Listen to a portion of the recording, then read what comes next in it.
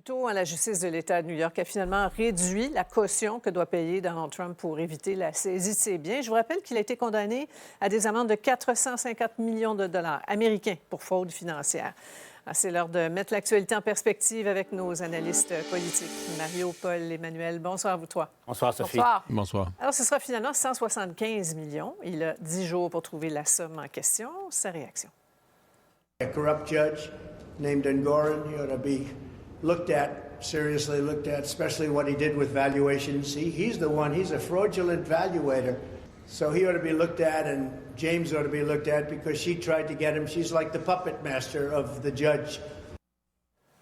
Bon, alors des accusations habituelles. On sait qu'il gonfle la réalité, son portefeuille aussi, là, mais est-ce qu'on commence à mesurer l'ampleur de sa mythomanie financière, Paul?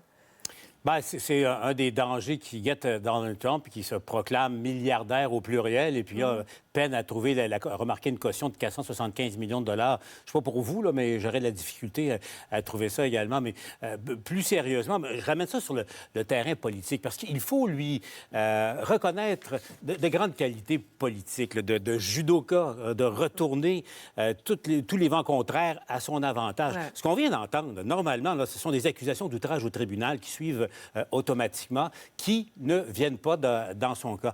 Plus que ça, quand on pense, parce que là, c'est un des procès, donc sa liaison avec une actrice porno, et puis après quoi il aurait tripoté les chiffres comptables là-dessus. Pensez-y 2 secondes. En temps normal, n'importe qui en politique, en Occident, mais particulièrement aux États-Unis, sa carrière serait finie depuis longtemps.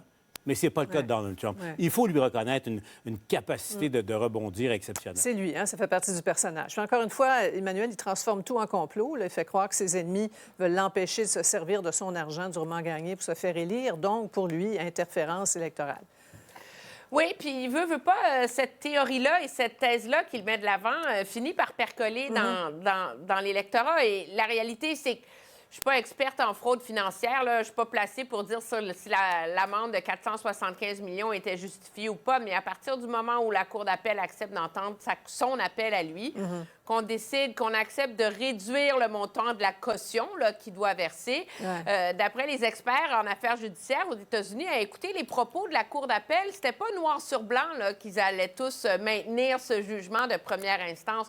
Donc, veut pas, l'avantage pour lui, c'est que plus il est capable d'avancer ses causes en appel, plus il y a des chances que les jugements soient remis en question, puis plus ça nourrit son narratif à lui, à l'effet qu'il y a une partie de ces procès-là qui est une vindicte partisane des démocrates. Et pour l'autre affaire criminelle qui concerne l'actrice porno, Stormy Daniels, Mario, procès fixé au 15 avril, quel impact ça peut avoir sur sa campagne et les scrutins qui approchent?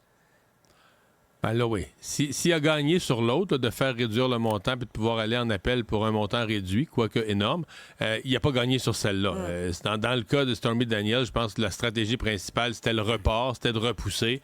Et ça n'a pas fonctionné. Donc, 15 avril, tout semble démarrer, choix des jurés. Donc, en fait, Paul l'a dit, faire face à un procès criminel, normalement, c'est comment imaginer, nous autres ici, mettons qu'un candidat aux élections, n'importe lequel, pourrait en pleine campagne faire face à un procès criminel. C'est comme normalement, dans son parti, on le met dehors tout de suite, on dit t'es plus un candidat montrable, t'es plus un candidat acceptable. Mais lui, dans un monde à part, et ce qu'il a dit tout à l'heure sur les tribunaux, c'est tellement anti-républicain. Le Parti républicain, c'était quoi? C'est le parti de respect des institutions, la Constitution du pays. Ben non, c'est ça. Mais comment penser qu'un candidat républicain vomit sur les tribunaux comme ça, sur une des grandes institutions du pays? Oui, c'est le parti de Trump. On va revenir chez nous, on va parler de cette psychose solaire collective, si vous le voulez bien. Une précision du ministre Drainville qui demandait d'encourager les activités scientifiques, mais de façon sécuritaire. C'est un petit peu porté à confusion. Il y a des écoles qui ont décidé de fermer pour l'éclipse du 8 avril, d'autres non. Alors, on écoute le ministre. Je comprends les enjeux de transport scolaire. Alors, c'est pour ça que j'ai préféré laisser les centres de services scolaires gérer la situation sur le terrain, tout en exprimant une préférence pour que les écoles restent ouvertes. Heureusement qu'on n'a pas une éclipse solaire totale tous les 3 mois. C'est bien compliqué, Paul. Il n'y a rien de simple au Québec. Hein.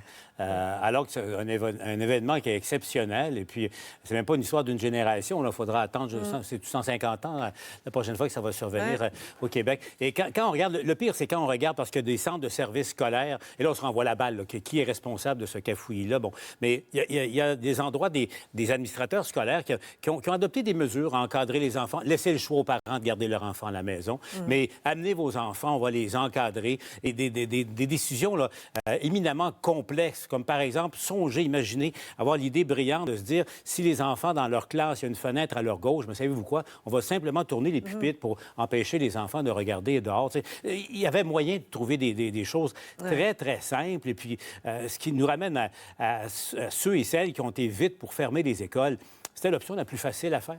C'était la facilité.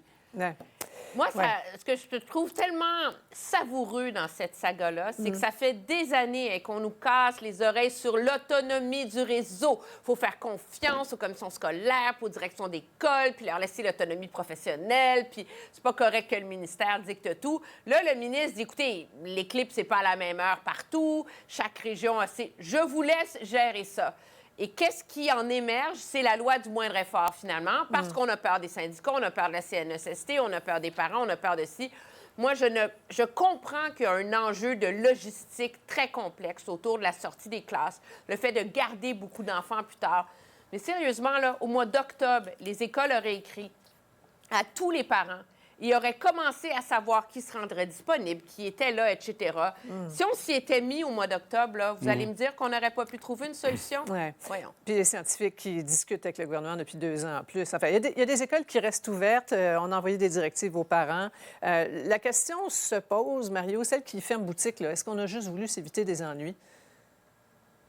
Oui, puis il semble qu'on a peur des poursuites. Là. On est rendu là. On a peur de tout. Mais moi, je trouve que les scientifiques touchent un point extrêmement sensible. La catastrophe, c'est qu'on a transformé un événement positif, là, un alignement des astres, un moment là, unique dans la nature. On a transformé quelque chose de positif en quasiment comme si c'était une catastrophe naturelle. Là. Écoutez, l'éclipse, la Lune va passer devant le Soleil. Quand elle va être passée, là, vos cabanons vont toujours être debout. Là. Il n'arrivera rien. Là. Ça va être fascinant. Écoute, sur la noirceur, tout à coup, les vents qui Mais on vont a se transformé lever. quelque chose de beau, de positif, C'est ça. d'éducatif C'est ça. quasiment en catastrophe. On a là. tous peur, mais il paraît que c'est la même panique désorganisée un petit peu partout. Le Oui, manque... je vous le confirme. Oui, c'est vrai, Le manque... Puis toi, tu as vu ça à Cornwall, on a hâte, Emmanuel. Le manque criant de médecins de vu ça dans famille Tintin continue de aussi. faire très mal au réseau de la santé, aux patients. On en parle après la pause.